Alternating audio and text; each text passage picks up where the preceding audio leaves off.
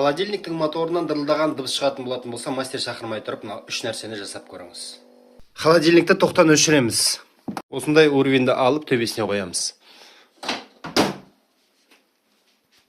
Алды жағында биіктігін өзгертетін 2 болты бар. Оң жағында, сол жағында. Кілтті саламыз. Сағаттың тілімен бұрасақ, мына беті көтеріледі. Сағаттың тілінен кейін қарай бұрасақ, холодильник төмен қарай түседі. Жағын биіктігін көтереміз десеңіз, осындай кішкентай ағашты кесіп салуға болады. Міне уровеніміз келді. Сосын холодильник нық тұру керек, ойнамайды. Екіншіден, холодильник артында тұратын мотордың бекітетін креплениясы бар. Сол жерде болт тұрады.